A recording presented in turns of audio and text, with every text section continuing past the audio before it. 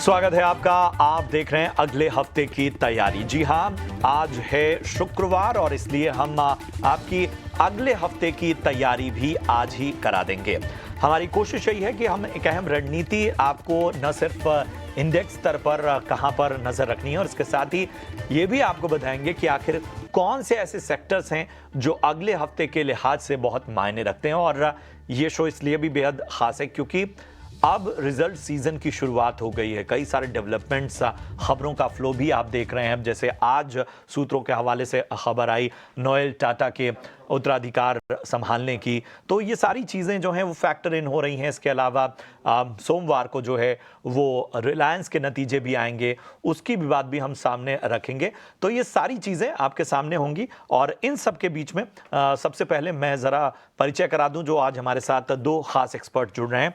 हमारे साथ आज चर्चा में जुड़ रहे हैं जियोजीत फाइनेंशियल सर्विसेज लिमिटेड के senior vice president Gaurang Shah. Gaurang sir, बहुत बहुत स्वागत आपका।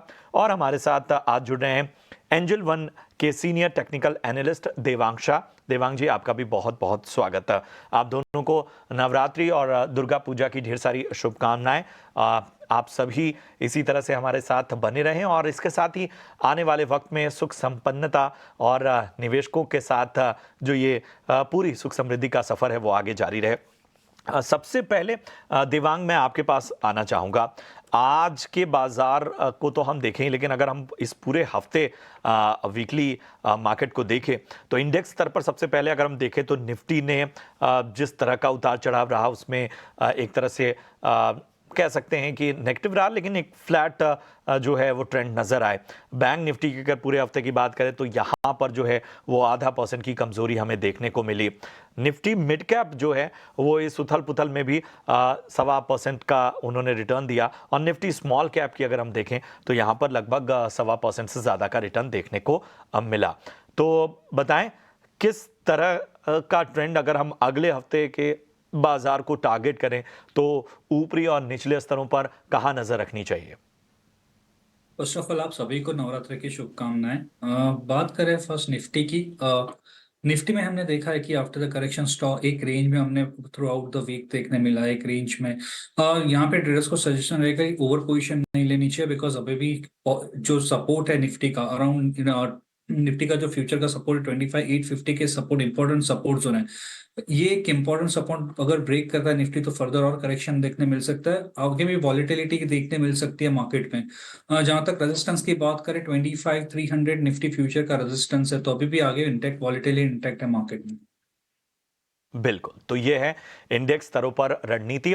गौरांग सर, मैं आपके पास आना चाहूँगा। सबसे अहम खबर तो टाटा ग्रुप के साथ ही आई और जिस तरह से नोएल टाटा के आगे उत्तराधिकार संभालने की और तमाम बातें सामने आ रही हैं, हालांकि अभी भी आधिकारिक घोषणा बाकी है। इस खबर के आधार पर अगर हम देखें तो कहाँ नज़र रखनी चाहिए और ख़ास तौर पे आपका नज़रिया टाटा ग्रुप के शेयरों पर क्या रहेगा? बहुत बहुत धन्यवाद प्रशांत जी आपका।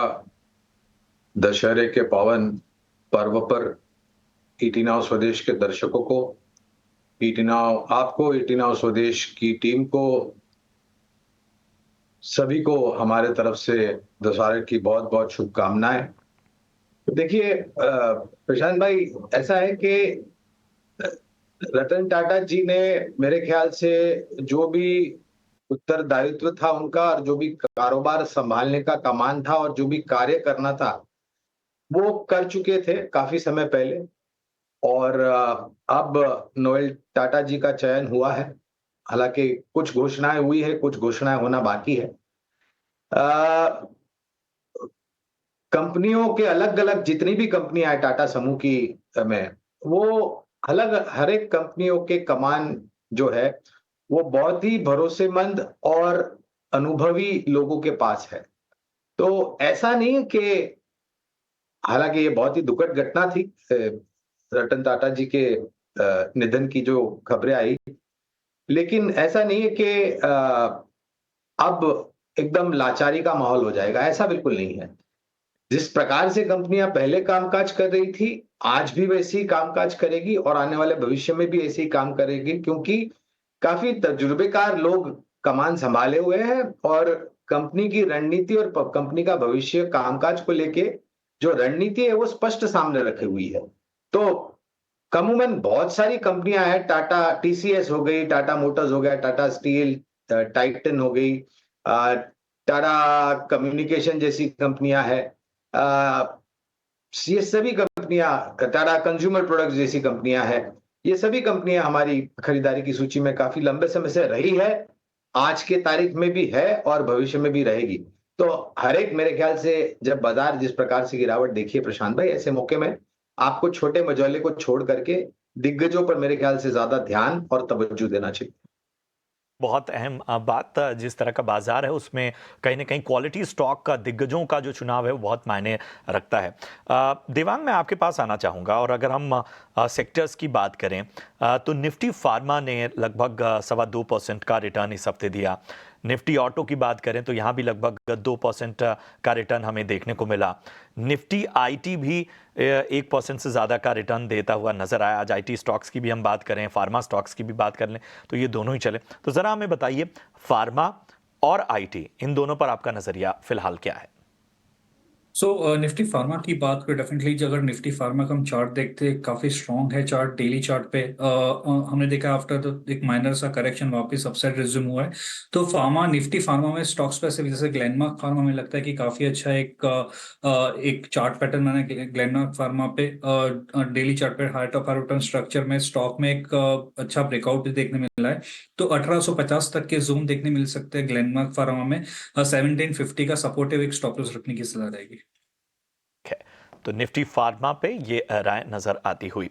चलिए बढ़ते हैं आगे। और गौरांग सर, खास तौर पे अगर हम सरकारी शेयरों की बात करें, जिनके बारे में हम अक्सर चर्चा करते हैं, फिलहाल के ट्रेंड्स और अब आने वाले वक्त में, चूंकि अब तो रिजल्ट हैवी वीक है, आगे लगातार नतीजे आएंगे, इन सब को देखते हुए क्या रणनीति रखनी चाहिए सरकारी शेयरों पर? अगर वहां पर कुछ आपको ऐसा लगता है कि ज्यादा बेहतर है, कोई करेक्शन खरीदारी के मौके के लिहाज से, तो वो भी बताएं। तो रक्षा क्षेत्र से जुड़ी हुई कंपनियां जहां पर हमने काफी अच्छा करेक्शन प्रशांत भाई आते हुए देखा है, वो काफी आकर्षित लगता है। मिसाल के तौर पर, उदाहरण के तौर पर, बीएल एक ऐसी कंपनी है जहां पर हमारी खरीदारी की राय है। बाकी अन्य रक्षा क्षेत्र से जुड़ी हुई कंपनियां जिन्होंने पिछले साल 2 साल में बहुत बेहतर रुझान और मुनाफा खड़ा करके दिया है, oil marketing companies, HPCL, BPCL, IOC. निर्माण कार्य और कैपिटल गुड्स इंजीनियरिंग क्षेत्र से जुड़ी 2 कंपनियां हैं, एक है एनबीसीसी और दूसरी है इंजीनियर्स इंडिया लिमिटेड। यहाँ पर आपको ध्यान रखना अनिवार्य होगा। और मैं ये भी मानता हूं प्रशांत भाई कि थोड़ा बहुत संकोच बाजार में बजट के बाद हुआ था, क्योंकि जो विनिवेश को लेकर के प्रक्रिया होनी थी और जो घोषणा हुई थी वो इस बारी के बजट में नहीं हुई है। लेकिन मेरे ख्याल से आने वाले 4-5 महीने में 1 फरवरी 2025 का दिन है, जहां पर हम फिर से एक बार बजट पेश होते हुए देखेंगे, सुनेंगे माननीय वित्त मंत्री जी श्रीमती निर्मला सीतारामन जी को, और शायद वहां पर विनिवेश को लेकर के और भी स्पष्टीकरण आ सकता है, जिससे जो असमंजस परिस्थिति है वो थोड़ी बहुत दूर हो सकती है। बिल्कुल, तो ये है एक एक्सपर्ट नज़रिया सरकारी क्षेत्र पर, खासतौर पे डिफेंस क्षेत्र को लेकर।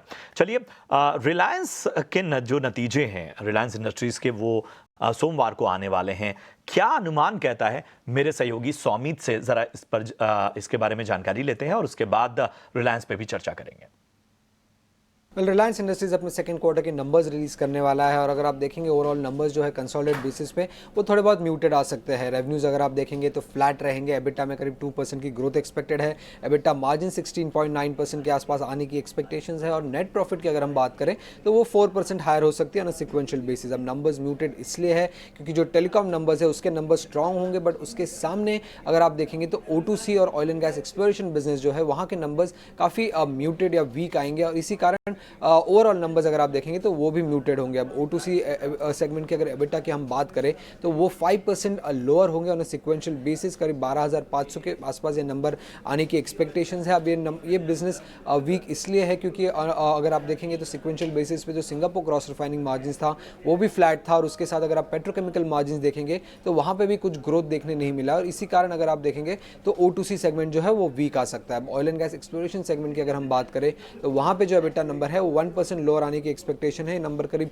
5150 करोड़ के आसपास आने की एक्सपेक्टेशन है। अब ये नंबर में डिक्लाइन इसलिए है क्योंकि हल्की सी प्रोडक्शन डिक्लाइन आने की एक्सपेक्टेशन है KG D6 में, और उसी के साथ जो गवर्नमेंट की प्रॉफिट शेयरिंग है वो भी बढ़ रही है, और इसी कारण हम अगर ओवरऑल बेसिस पे देखें तो oil and gas exploration business की एबिटा भी लोअर आ सकती है। अब रिटेल बिजनेस की अगर हम बात करें तो वहाँ पे 10% की रेवेन्यू ग्रोथ है, बट एबिटा ग्रोथ सिर्फ 4% की है। तो रिटेल बिजनेस में भी मार्जिन कॉन्ट्रैक्शन एक्सपेक्टेड है रिलायंस इंडस्ट्री से सेकंड क्वार्टर में, बट जो ग्रोथ हमें रिटेल बिजनेस में दिखेगी वो पूरे स्टोर एडिशन, न्यू ब्रांड्स जो कंपनी ऐड कर रही है और फुटफॉल बढ़ने के कारण देखने मिल सकती है। अब रिलायंस जियो जो कि टेलीकॉम आर्म है रिलायंस इंडस्ट्रीज़ की, उसकी अगर हम बात करें तो काफ़ी स्ट्रॉन्ग नंबर्स आने की एक्सपेक्टेशंस है। रेवेन्यू करीब 7% हायर हो सकता है, एबिटा 8% से ग्रो कर सकती है। एबिटा मार्जिन की अगर हम बात करें तो 53.2% के आसपास आने की एक्सपेक्टेशंस है। नेट प्रॉफिट ग्रोथ करीब 14% आने की एक्सपेक्टेशंस है। आरपू जो कि सबसे की नंबर है टेलीकॉम कंपनी के लिए, वो 6% से बढ़कर 193 पे आने की एक्सपेक्टेशंस है। बट सब्सक्राइबर बेस अगर हम देखें तो वहाँ पर थोड़ा बहुत कॉन्ट्रैक्शन एक्सपेक्टेड है ऑन अ सिक्वेंशियल बेसिस। अब जो पूरा ग्रोथ हमें टेलीकॉम बिजनेस में दिख रहा है वो टैरिफ हाइक की वजह से दिख रहा है। आरपू ग्रोथ सबसे हाईएस्ट होगी पिछले 10 क्वार्टर में, बट ये टैरिफ हाइक लेने के कारण अगर आप देखेंगे तो सब्सक्राइबर बेस में डिक्लाइन आने की एक्सपेक्टेशंस है, और ये पहली बार होगा पिछले 10 क्वार्टर में जहां पे रिलायंस जियो के सब्सक्राइबर बेस में हमें डिक्लाइन देखने मिल सकता है, और ये प्योरली टैरिफ हाइक लेने के कारण जो कस्टमर चर्न होता है उसके वजह से हो रहा है। पहले भी जब कंपनीज ने टैरिफ हाइक लिया था हमें ये देखने मिला था, बट याद रखिएगा ये जो टैरिफ हाइक हुआ है उसका पूरा बेनिफिट सेकंड क्वार्टर में नहीं रियलाइज हो रहा है। आगे चल के भी 2 क्वार्टर्स में इसके बेनिफिट रियलाइज होंगे, क्योंकि रिलायंस जियो के जो कस्टमर्स हैं वो लॉन्गर वैलिडिटी प्लान्स में है, तो कुल मिला के 3 क्वार्टर लग जाते हैं पूरे टैरिफ हाइक बेनिफिट को फाइनेंशियल्स में रिफ्लेक्ट होने के लिए। उसके अलावा किन चीज़ों पे ध्यान रखनी होगी रिलायंस इंडस्ट्रीज के नंबर पे, क्या कमेंट्री आ रही है मैनेजमेंट की रिफाइनिंग और पेट्रोकेमिकल बिजनेस के आउटलुक को लेकर, न्यू एनर्जी बिजनेस का रोड मैप क्या है, क्या टाइमलाइंस है कब प्लांट्स प्रोडक्शन शुरू करेंगे, उसी के साथ कस्टमर का बिहेवियर कैसा रहा है टैरिफ हाइक होने के बाद, ये जानना भी इंपॉर्टेंट होगा। उसी के साथ जियो फाइबर की ग्रोथ और कंपनी के आगे की कैपिटल एक्सपेंडिचर प्लान जानना भी जरूरी होगा रिलायंस इंडस्ट्रीज के रिजल्ट से। शुक्रिया करेंगे सौमीत आपका इस अहम जानकारी के लिए। दिवांग, मैं आपके पास आना चाहूँगा। तमाम अनुमान और इन सारी डेटा से आप भी गुजरे होंगे। रिलायंस अब चूंकि सोमवार को नतीजे आएंगे, किस तरह की रणनीति के साथ जो है निवेशकों को आगे बढ़ना चाहिए, कहाँ नजर रखनी चाहिए? रिलायंस इंडस्ट्रीज की बात करें तो आफ्टर द करेक्शन स्टॉक एक मेजर सपोर्ट के पास है। प्रीवियस जो सपोर्ट था स्टॉक का अराउंड 2700, वो एक इंपॉर्टेंट सपोर्ट जोन है। तो यहाँ पे सजेशन रहेगा कि एक ट्रेडर्स होल्ड कर सकते हैं with the stop loss of 2700, upside around 2850 तक के जोन देखने मिल सकते हैं रिलायंस में। ठीक है, तो रिलायंस पर जो है वो अहम सपोर्ट लेवल के पास इस वक्त रिलायंस, और यहाँ से जो है वो आपको बने रहने की सलाह मिलती हुई। गौरांग सर, मैं आपके पास आना चाहूँगा। आज हमने देखा कि जो मेटल शेयर हैं, हालांकि पूरे हफ्ते को अगर हम देखें तो मेटल ने नेगेटिव रिटर्न दिया है, लेकिन मेटल शेयरों में जो चमक है वो साफ तौर पर देखने को मिली है।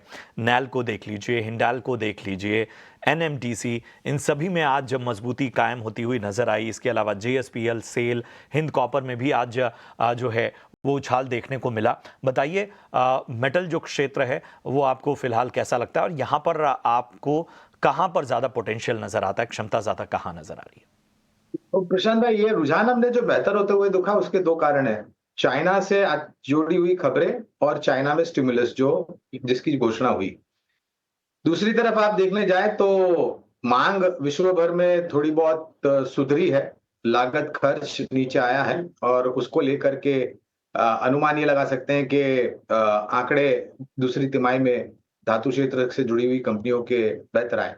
एक वास्तविकता ये भी है प्रशांत भाई कि जब बाजार और काफी कुछ सूचकांक क्षेत्र के आधार पर बेहतर रुझान दे रहे थे, तब वो समय था जब धातु क्षेत्र की कंपनियां और धातु सूचकांक नकारात्मक परिस्थिति में था। Tata steel, JSW steel, NMDC, Hindustan zinc, Hindalco, Vedanta, JSPL, ये कुछ 6 या 7 कंपनियां हैं जहां पर बुनियादी तर्क के आधार पर हम खरीदारी की राय दे रहे हैं। और एक बात वास्तविकता ये भी है प्रशांत भाई कि हमारे भारतवर्ष में निर्माण कार्य जोर शोर से हो रहा है। केंद्रीय सरकार, राज्य सरकार, हर एक राज्य में केंद्रीय स्तर पर निर्माण कार्य बहुत तीव्र गति से आगे बढ़ा रहे हैं। सीमेंट और धातु इस्तेमाल करना अनिवार्य है, उसके अलावा आप कोई भी सक्षम मजबूत ढांचा खड़ा नहीं कर सकते हैं। तो ये चीज भी आपको ध्यान में रखनी चाहिए। और रियल एस्टेट सेक्टर भी अच्छा कर। बिल्कुल। देवांग, मैं आपके पास आना चाहूँगा। आज हमने देखा कि रेलवे शेयरों में भी खरीदारी साफ तौर पर देखने को मिली। हमने देखा टेक्समाको रेल हो, इरकॉन हो, रामकृष्णा फॉर्जिंस हो, बीएमएल, टीटागढ़ रेल। बताइए, अब इसकी चर्चा इसलिए भी क्योंकि पिछले काफ़ी वक्त से जो मोमेंटम चाहिए था रेलवे शेयरों को, वो हाल फिलहाल ही नज़र आया है। यहाँ पर किस तरह की रणनीति के साथ आगे बढ़ा जाए, और अगले हफ्ते आपको क्या लगता है कि इस पूरे क्षेत्र में अगर हम रेलवे शेयरों की बात करें तो किस तरह की रणनीति के साथ जाया जा सकता है? सो रेलवे स्टॉक में बात करते हैं, डेफिनेटली आफ्टर द एक अच्छा करेक्शन एक करके स्टॉक एक काफी स्टॉक्स अपने सपोर्ट के पास रिवर्सल देखने मिला है। इसमें से इरकॉन इंटरनेशनल है जो एक काफी करेक्शन होने के बाद एक इंपॉर्टेंट सपोर्ट जोन था, उसको लेकर अगर हम डेली चार्ट की बात करें तो बुलिश रिवर्सल कैंडलस्टिक पैटर्न बना है, बुलिश एंगल्फिंग पैटर्न, और वहां से अपसाइड रिज्यूम किया, तो पॉसिबल है अभी भी स्ट्रक्चर यहाँ से और अपसाइड देखने मिल सकता है स्टॉक में। 218 का यहाँ स्टॉप लॉस रखने की सलाह रहेगी, अपसाइड अराउंड 240 245 तक के जोन देखने मिल सकते हैं इरकॉन में। बिल्कुल, तो ये है नजरिया रेलवे शेयरों पर साफ तौर पर नजर आता हुआ।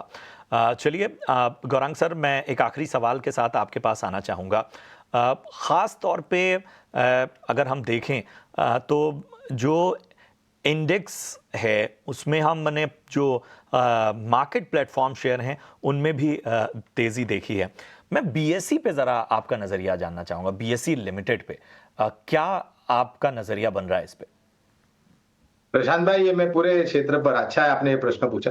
देखिए, अगर आप ये मानते हैं कि भारत देश आगे बढ़ेगा आने वाले 3-5 साल में या उससे ज्यादा, आपका ये मानना है कि भारत देश का शेयर बाजार भी आगे बढ़ेगा 3 साल 5 साल उससे ज्यादा, तो शेयर बाजार से जुड़ी हुई कंपनियां अच्छा करेगी। बीएसई के शेयर का चलने का एक और कारण ये है कि शायद ऐसी बातें सुनी है बाजार में कि एनएसई के आईपीओ के जो कागजात है वो जल्द सेबी में दिए जाएंगे, और अगर अनुमति मिल गई तो एनएसई का आईपीओ आएगा, एक टेलविंड पॉजिटिव है। लेकिन जिस प्रकार से प्रतिस्पर्धा आगे जाके होगी, जिस प्रकार से छोटे निवेशक जुड़ना चाहते हैं शेयर बाजार से, फिर वो चाहे प्लेटफॉर्म प्रोवाइडर जैसी कंपनी बीएसई हो या सर्विस प्रोवाइडर जैसी कंपनी मिसाल के तौर पर सीडीएसएल या फिर इंटरमीडिएट, सीडीएसएल में भी एक टेलविंड है। एनएसडीएल का आईपीओ की बातें हमने सुनी है बाजार में, कब क्या मूल्यांकन पर आएगा तो भविष्य में पता चलेगा। और फिर इंटरमीडिएटरीज प्रोवाइडर, सर्विसेज प्रोवाइडर कंपनियां हैं। तो जब शेयर बाजार अच्छा करेगा प्रशांत जी, तो ये सभी जो कंपनियां वो भी अच्छा आपको रुझान दे करके जाएगी।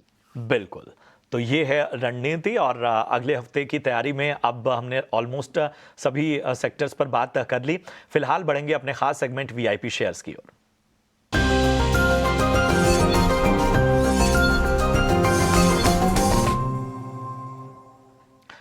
देवांग, फटाफट से बता दीजिए आपकी आज की पिक कौन सी है? फर्स्ट स्टॉक क्या रहेगा? सीमेंस का। सीमेंस में काफी अच्छा स्ट्रक्चर बना है चार्ट पे, डेली चार्ट पे। आज भी हमने देखा एक अच्छा मोमेंटम देखने मिलता है स्टॉक में। तो सीमेंस यहाँ खरीदने की सलाह रहेगी। स्टॉप लॉस रखना है 7,605, टारगेट है 8,000। नेक्स्ट स्टॉक रहेगा इंडियन होटल। इंडियन होटल की बात करते हैं अंडर डेली चार्ट, स्टॉक में एक बुलिश कैंडल पैटर्न बना है। आज भी हमने देखा एक अच्छा अपसाइड मोमेंटम देखने मिला है। ऊपर की हमें लगता है कि और भी इसमें अपसाइड देखने मिल सकता है। 732 का टारगेट है, 692 के स्टॉप लॉस के साथ। ठीक है, तो इंडियन होटल्स और सीमेंस पसंद आता हुआ देवांग को। गौरांग जी, आपके पास आऊंगा, बताइए आपकी पसंद क्या है? सरकार और सरकारी कंपनियों की चर्चा काफी हुई इस शो में। स्टेट बैंक ऑफ इंडिया हमारे भारत देश का सबसे बड़ा और प्राथमिक बैंक, 920 के लक्ष्यांक है बुनियादी दर के आधार पर लंबी अवधि के लिए। दूसरा विकल्प है चर्म उद्योग से जुड़ी हुई कंपनी, फुटवेयर से जुड़ी हुई कंपनी बाटा इंडिया। बुनियादी दर के आधार पर बाटा इंडिया पर 1700 के लक्ष्यांक है लंबी अवधि के लिए। टाटा इंडिया और एसबीआई पसंद आता हुआ गौरांग शाह को बहुत बहुत शुक्रिया करेंगे गौरांग सर। इसके साथ ही शुक्रिया करेंगे देवांग आप दोनों का, और तमाम त्योहारों की, दुर्गा पूजा की, नवरात्रि की ढेर सारी शुभकामनाएं एक बार फिर से आप सभी को, और आगे भी इसी तरह की चर्चाओं में हम आपको आमंत्रित करते रहेंगे। तो चलिए, इसी के साथ अगले हफ्ते की तैयारी में इतना ही। दीजिए इजाजत, आप देखते रहिए ईटी नाउ स्वदेश। सभी दर्शकों को दुर्गा पूजा और नवरात्रि की ढेर सारी शुभकामनाएं। नमस्कार।